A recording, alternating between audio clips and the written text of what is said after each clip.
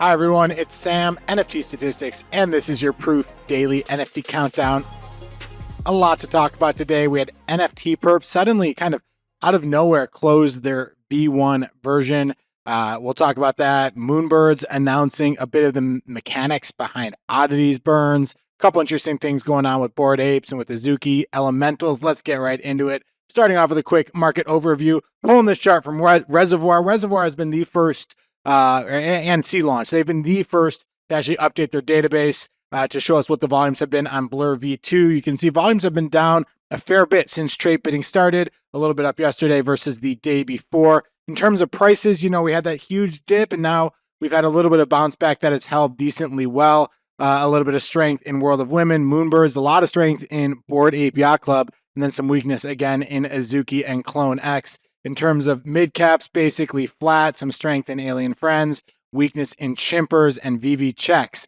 One of the things that happened was Bored Ape Yacht Club tweeted this picture, Legends of Mara, and then they had a bunch of different NFTs around that table. You can see the Mutant Hound collars there. You can see the Meebits and a few other projects, World of Women, Cryptodes, and a few projects were strong on the back of this, thinking maybe these will be included in some of the Yuga games. You can see World of Women had a bit of a rally from about 0.6 to 0.75. You can see Mutant Hound collars and Mutant Hounds both rallied pretty sharply, so nice to see that. Another interesting thing that happened was Machi Big Brother went to Ape DAO and submitted a proposal for the DAO to buy 1,000 Bored Ape Yacht Club, 2,000 mutants, some dogs, and some punks, all in, even just at like current floors, that would cost about $90 million. So a ton of money that he is proposing using for Ape DAO. And Bored Apes have been pretty strong. You can't really tell on this chart, but if you actually look at this morning's activity, there was just a ton of green,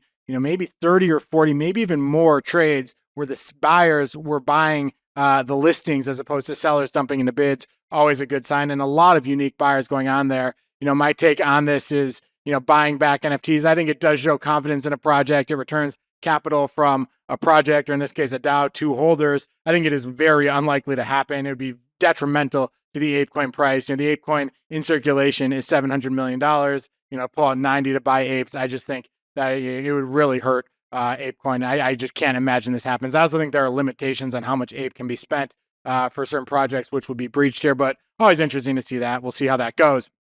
Azuki Elemental, I put this bar chart here since it's such a short history. Prices are around 1.07 ETH, so been a little bit weak in the past couple of days after hitting a bottom of about 0.85 ETH.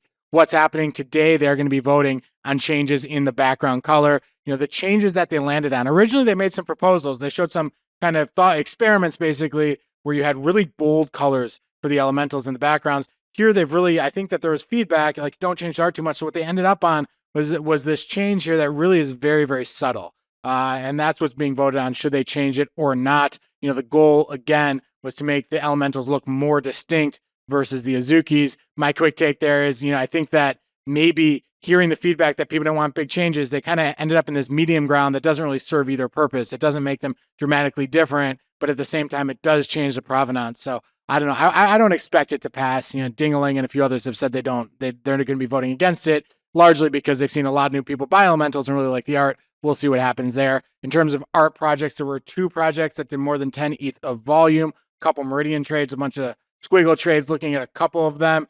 This squiggle, color spread 15, sold for 10.1 ETH, so pretty nice sale there. We had there were 2 Meridians that sold, but this one sold for more. This was for 7 ETH. Not an art block, but a brain drop, a Genesis by Claire Silver for 6.25 ETH. And here's a project we don't talk about too much, a Dino Pals. Sold for 3 ETH. This was the first time this NFT had traded in 2 years. This specific one, obviously, there are more Dino Pals trades, but not very often. Maybe one every couple of months. So gotta love to see that.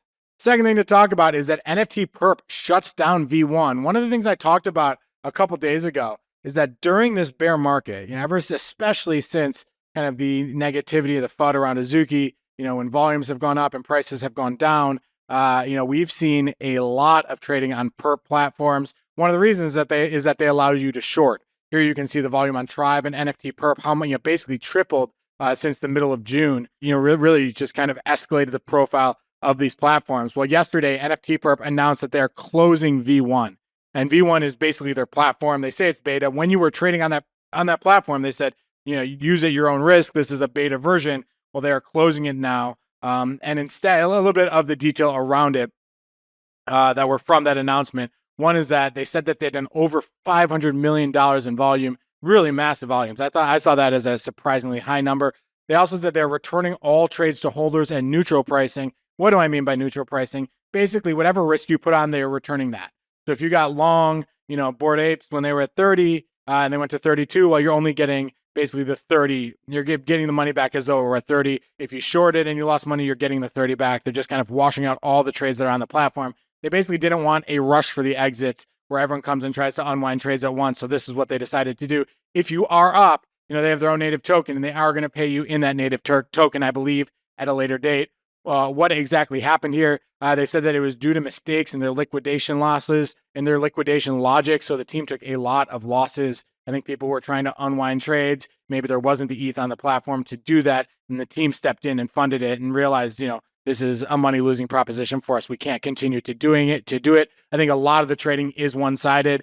During the bear market on Tribe, where they show the long short ratio, 100% of the trades were actually people going short. So that does put the team at risk, particularly on the convergence side, as well as on the liquidations, depending on how they run their algorithm. They said that they are going to continue with V2. Now I think what is V2? It's just paper trading. So this is just going to be experiments. There's not actually going to be real ETH at risk there. So, kind of too bad to see that. Tribe is still up and running. If you do like this idea of perps, this is the screen for Tribe. You can see this is with DGODs. You can go long or short. I think now that markets have rallied, the long short mix is a lot more balanced. You can see here that on DGODs right now, it's 41% long, 59% short. Just a couple days ago, literally everybody was shorting the different NFTs, but Tribe is still available and does have slightly different liquidation and Oracle kind of logic. So we'll see how that goes. I personally probably wait to see if there's any fallout from this NFT perp news, but will be interesting to see how that plays out over time.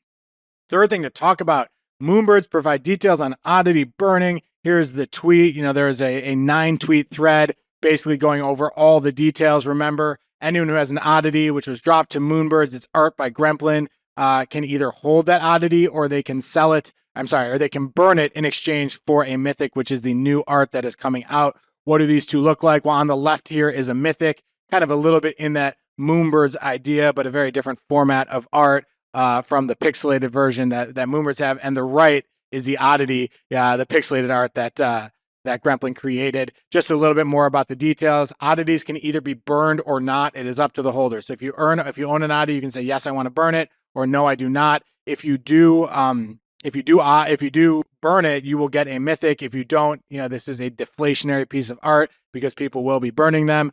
50 can be burned every day for up to 200 days.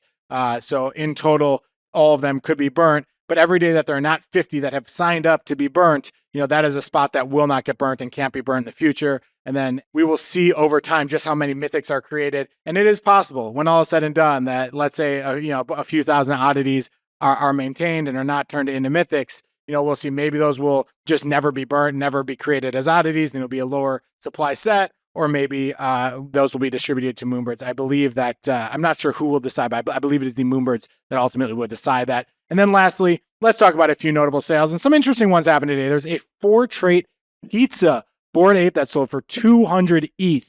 Now, this was a surprising sale to a lot of people because the Crazy Eyes is not the most attractive trait, tends to trade near the floor normally, but still, massive sale here.